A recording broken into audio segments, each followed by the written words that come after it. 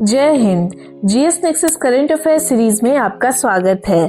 आज के भाग में हम एक राष्ट्र एक समय के लिए जारी किए गए कानूनी माप विज्ञान भारतीय मानक समय नियम 2025 के मसौदे के बारे में जानेंगे। शुरुआत करते हैं खबरों के साथ।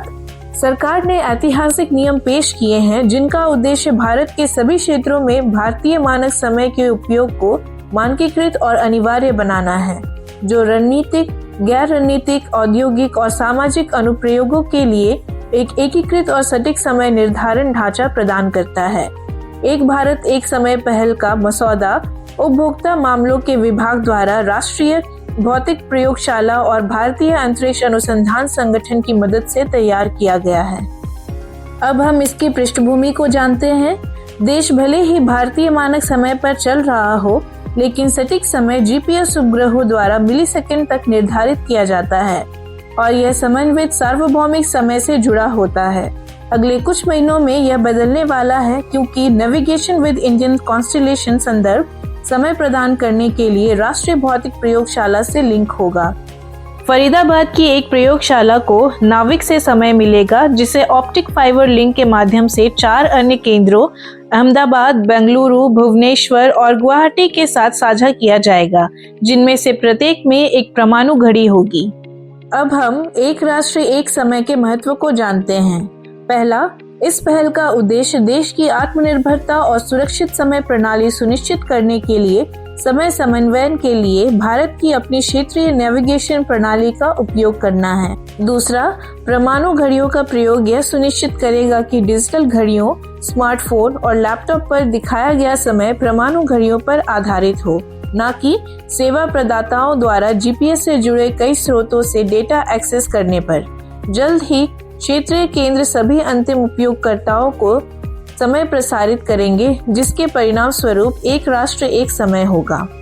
तीसरा, वर्तमान में भारत मिलीसेकंड तक समय निर्धारित करने के लिए जीपीएस उपग्रहों का उपयोग करता है और यह समन्वित सार्वभौमिक समय से जुड़ा हुआ है। नया सरकारी प्रस्ताव समय प्रसार के लिए अपने स्वयं के नेविगेशन विद इंडियन कॉन्स्टेलेशन का उपयोग करके भारत के समय क्षेत्र को प्रबंधित करने के तरीके को बदल देता है। अब हम एक राष्ट्र एक समय कैसे काम करेगा इसे जानते हैं। हालांकि सरकार ने अभी तक समय समन्वयन के लिए आधिकारिक प्रक्रिया प्रदान नहीं की है, लेकिन कई रिपोर्ट दावा करती हैं कि आईएसटी की सटीकता बनाए रखने के लिए परमाणु घड़ियों का उपयोग किया जाएगा, जो वर्तमान में ग्रीनविच मीन टाइम से 5 घंटे और 30 मिनट आगे सेट है। नई दिल्ली में स्थित एनपीएल वर्तमान में आईएसटी का प्राथमिक स्रोत है, जो उन्नत परमाणु घड़ियों से लैस है, जो लाखों वर्षों में केवल 1 सेकंड खोती है। एनपीएल अहमदाबाद, बेंगलुरु, भुवनेश्वर और गुवाहाटी में 4 क्षेत्रीय केंद्रों को ऑप्टिकल फाइबर के माध्यम से संदर्भ समय प्रदान करेगा, जिससे यह सुनिश्चित होगा कि समय पूरे देश में समान रूप से सटीक हो। प्रत्येक केंद्र में एक मजबूत नेटवर्क बनाने के लिए एक परमाणु घड़ी भी होगी, जो सटीक समय का समर्थन करती है। वर्तमान स्थिति यह है कि इसके महत्व के बावजूद सभी दूरसंचार और इंटरनेट सेवा प्रदाताओं ने अनिवार्य रूप से आईएसटी को नहीं अपनाया है। कई अभी भी विदेशी समय स्रोतों पर निर्भर हैं। राष्ट्रीय सुरक्षा और परिचालन दक्षता बढ़ाने के लिए इन प्रणालियों को आईएसटी के साथ संरेखित करने के प्रयास चल रहे हैं।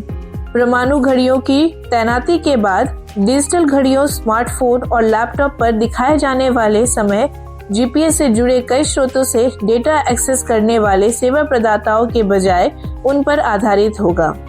अब हम आईएसटी के बारे में जानते हैं। आईएसटी की गणना 82.5 डिग्री पूर्वी देशांतर के आधार पर की जाती है, जो भारतीय मानक मध्याह्न रेखा है। आईएसटी मिर्जापुर, उत्तर प्रदेश से गुजरते हुए भारतीय समय अनुसार ग्रीनविच मीन टाइम से 5.5 घंटे आगे हैं। नई दिल्ली में स्थित राष्ट्रीय भौतिक प्रयोगशाला को आधिकारिक समय निर्धारण उपकरणों का काम सौंपा गया है। आईएसटी भारत के 5 राज्यों से होकर गुजरता है, जो हैं उत्तर प्रदेश, मध्य प्रदेश, छत्तीसगढ़, उड़ीसा और आंध्र प्रदेश। आज के लिए इतना ही। आगे इस तरह की महत्वपूर्ण जानकारियों के लिए जीएस नेक्सस के साथ जुड़े रहें।